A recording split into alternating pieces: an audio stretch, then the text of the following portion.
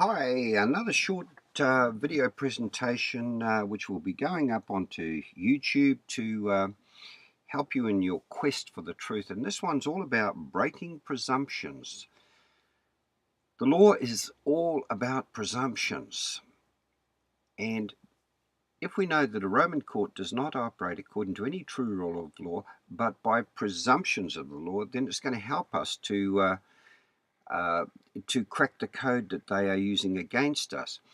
Therefore, when we receive presentments from the private bar guild and do not rebut them, they become fact and are said to stand as the truth, or the truth in law.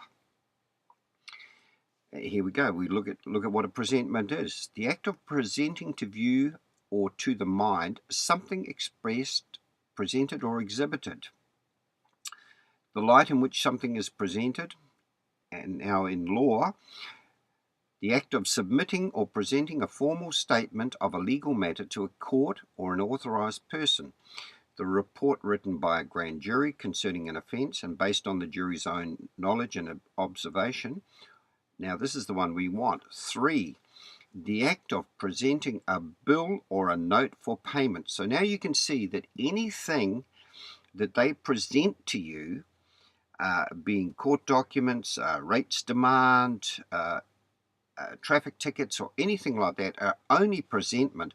And there, section 3, now this is from Bovier's online dictionary. It pays, when you're learning law, to go online, click on Bovier's online or Black's online law dictionary, and this is where you'll find the true meanings to the words that we're going into. So the act of presenting a bill or a note for payment, this is telling you what those things you receive in the mail actually are. They're just a bill or a note for payment. So don't be afraid of them, because this video is going to help you to get a clearer understanding of what these presentments are. Now, the people who present them to us belong to this organization. It's called the Private Bar Guild. Once again, do a Google act, put Private Bar Guild into Google, and this is what you'll come up with. The bar guilds are the direct descendants of the Florentine, Venetian, and London guilds of the Middle Ages that used merchant trading principles to commercialize law and personally profit from crime, as demonstrated by the history of courts and their literal meaning. What they're telling you there is that the courts are a private company, and they're just giving you presentments or bills for payment. And if you know how to pay them, you can pay them off correctly. But if you don't know how to pay them, we'll show you in this demonstration how to rebut their presumptions. Okay, so the bar guilds now control almost 100% of judicial assemblies around the world, in the worst example of organized crime in the history of civilization. Okay, so what they're telling you in this, this is a Google quote that I picked up on the internet. They're telling you that they're just an organized criminal bunch trying to raid you. So if you know who they are, you can help to break the presumption that they have some sort of control over you. So what is a presumption? Presumption, a rule of law which permits a court to assume a fact is true until such time as there is a preponderance of evidence which disproves or outweighs, there we go, there, rebuts the presumption. So unless you rebut that presumption, they're going to assume that the fact is true. So each presumption is based upon a particular set of apparent facts paired with established laws, logic, reasoning, or individual rights. A presumption is rebuttable in that it can be rebutted by factual evidence. One can present facts to persuade the judge that the presumption is not true. Now, it's quite easy to rebut that when you know who you are. So you need to establish that fact pretty quickly. Rebut the fact, and they have no control over you. The next thing to remember is that he who makes the claim must prove it. So you don't want to be making any claims. You want to be asking questions. When you ask questions, then if they've made a claim against you, you ask a question and they must prove it. So when a summons or a claim is sent to you, don't panic. Don't be concerned. It's only an offer. And if you accept it as that, soon you will start to have a totally different outlook on the law. You'll stop your worrying. Okay, this is an example of an offer I received recently. Okay, now on the top line there, you'll notice you were advised that a judgment for unpaid rates was entered against you in the district court at Manukau. Okay, so now I've talked about rebutting. We've seen what presentment is. Now we need to look at what rebutting is. So rebuttal is evidence introduced to counter, disprove, or contradict the opposition's evidence or a presumption or responsive legal argument. So what they're telling you is, and this is once again is from Bovier's Online Law Dictionary, evidence introduced to rebut a presumption or to contradict a presumption. Okay, so learning these words, you will stop all the fear that's going through your brain at the moment and start to act against them. Now we need to look through the letter for any presumptions that we need to rebut. Now I did read the first part of the letter out to you, and this is what we're going to rebut. You are advised that a judgment for unpaid rates was entered against you in the district court at Manukau on 13th of December 2006. Now, if you look at that carefully, it wasn't entered against Bill, it was entered against you. So we are now going to rebut that presumption. Well, hopefully we are. The letter was addressed to John Doe, or to Bill, but the first sentence addresses you, because the judgment wasn't made against John Doe or Bill, it was made against you. You were advised that a judgment for unpaid rates was entered against you in the district court at Manukau. Now, is that me? Oh, sorry, is that Bill or is that John Doe? I don't think so.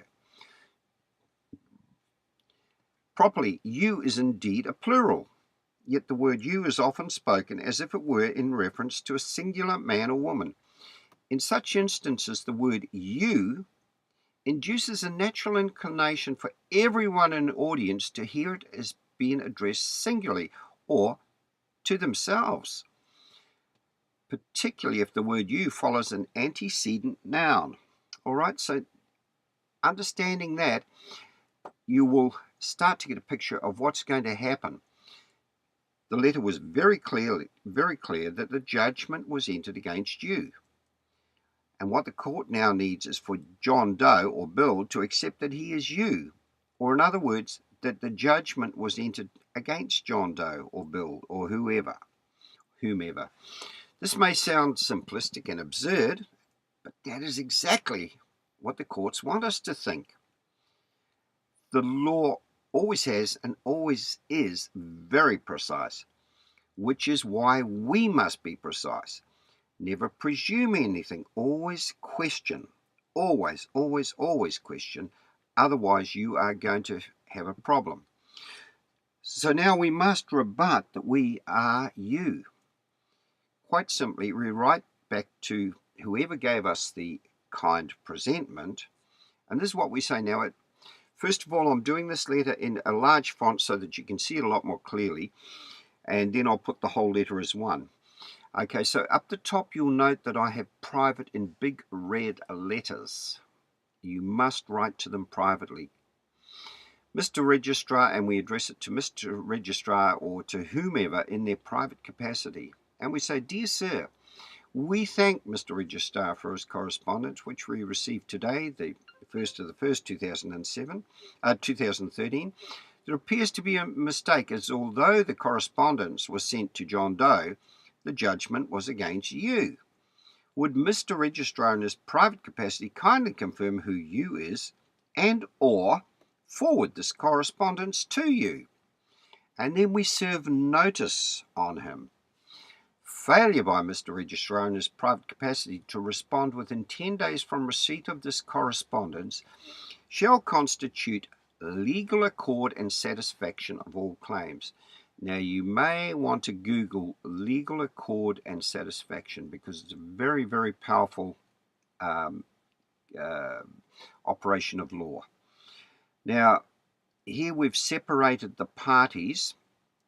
We've made the Crown, we've got the Sovereign, and we've got the private person's personal representative. Now, those parties, I'm not going to go into it too deep in this presentation, but you will see that the Sovereign is CD, the private person's personal representative is AB, and you do it before two witnesses. Now, that CD, AB, GH, and JK comes straight out of the Bills of Exchange Act, so you may want to have a look at that also. Now, here's the letter as one. I've just made it in a smaller font so that you can see it, the two parts and the bottom, all as one. Okay, should we ignore, argue, or fail to rebut any of their kind offers, then we are in big trouble. And I can assure you, you must. You must rebut, otherwise an adhesion contract takes effect between the real man and the John Doe Trust. And this is where we become the customer. We become you. Okay, an adhesion contract, once again from both ears, a contract so imbalanced in favor of one party over the other that there is a strong implication that it was not freely bargained. Now, an adhesion contract, because we do not understand what a adhesion contract is, the moment we accept that you is us, or you is Bill, or you is John Doe, then we have an adhesion contract and we become a party to it. Now, do you think that that is freely bargained? I don't believe it is, but it goes on further. There is nothing unenforceable or even wrong about adhesion contracts. Well, I think there is. I don't think we have been given full disclosure of those contracts. So I don't believe that it is freely bargained. But then again, the courts say, well, there's nothing unenforceable or even wrong about adhesion contracts. So take your pick on that, guys. Once they have an adhesion contract, they can proceed to prosecution. Quite simply, as by our failure to rebut the claim that John Doe was you, the court now sees John Doe as you and as one and the same. Oh dear. So the first letter or presentment that they sent us, and this could be from anyone, whoever is demanding money from you is sending out these adhesion contracts to you. So the first one is the adhesion contract to bind the parties as one. Now, once we have accepted that we are you and we are the name, then we have an adhesion contract. Their second letter or presentment is to make the claim that you are causing them damage, and they will send you a letter to that effect. The third letter or presentment is the judgment. Unless you do something at this stage and rebut all their presumptions, they can now proceed to the court to enforce that judgment. All they need to show the judge is that they have observed the right process. Now, this is all it is. It's simply a process of law. Do not be afraid to use the same process against them also. You can use exactly the same process against any debt collectors or anything, anyone who sends these things to you. It is lawful and it is your right to do so. So don't be afraid. Lose your fear and start doing these things. Okay, what the courts rely on is our lack of knowledge and fear. So hopefully these little videos I'm doing will help you in your knowledge and also in losing your fear. Empower yourself with knowledge and the belief that what you're doing is right, because it is your right, and the only way that you can enforce your rights is by standing up and doing something about it. So I now wish you good luck in your search for the truth.